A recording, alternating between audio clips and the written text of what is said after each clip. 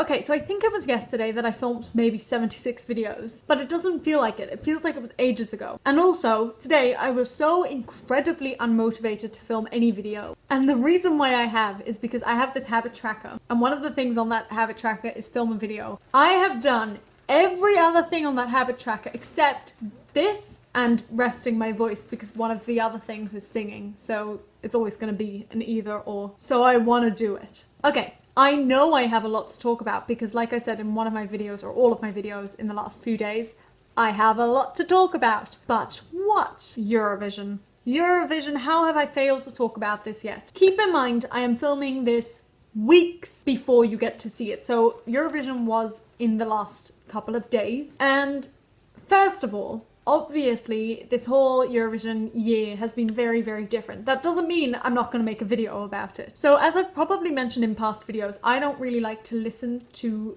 the music because I like to just experience it for the first time when I'm watching it. But this year they didn't quite do that. I thought they were going to showcase every single song, the full entirety of it. But they just showed snippets instead. So I had to just rely on that. And then as soon as it finished, I just listened to all the songs. It felt very funny the way it was done. I mean, I'm so grateful that they did something, and I'm very glad that they've managed to make something out of it anyway. The best thing about it though is that they've announced that next year is going to be in Holland as well, so I will do everything in my power to get there. Now I have to say, before the actual Eurovision, I'd seen a couple of clips of various songs, not a lot, but some. And my standout winner, from what I had seen, from the clips I had seen, was by miles Iceland. Not necessarily because of the song.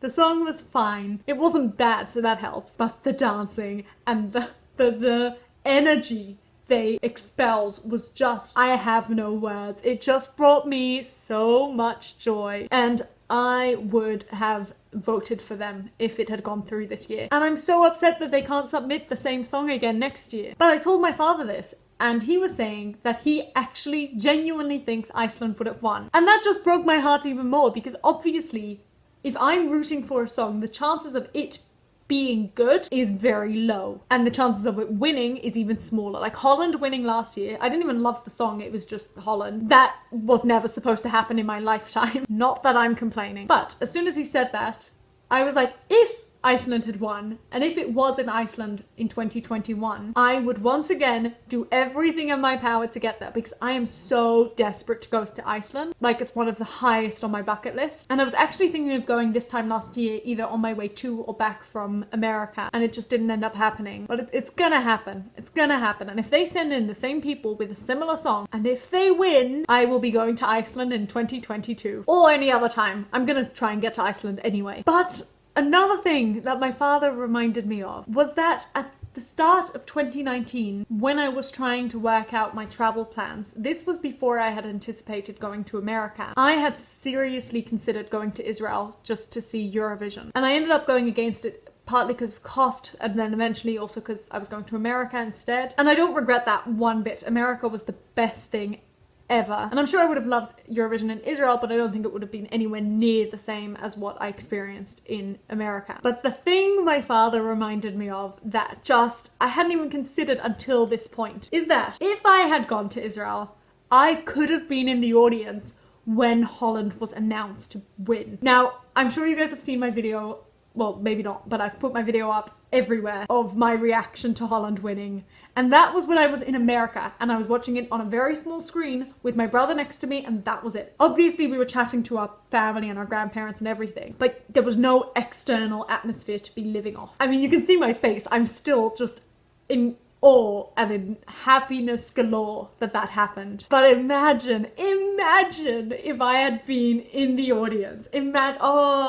This is one of those things where I don't regret absolutely not one bit what I did, but it does make me think, what if I did something else? Because if I'd been in the audience, I don't even know. I mean, I was crying when I wasn't in the audience. I would have been a sobbing mess if I had been. I would have lost it. I almost lost it anyway. I would have just lost it. Anyway, it's fine. I'm still happy that Holland won, and I'm still happy that they get to do it again next year. And hey, if they need anyone to do anything next year, hit me up.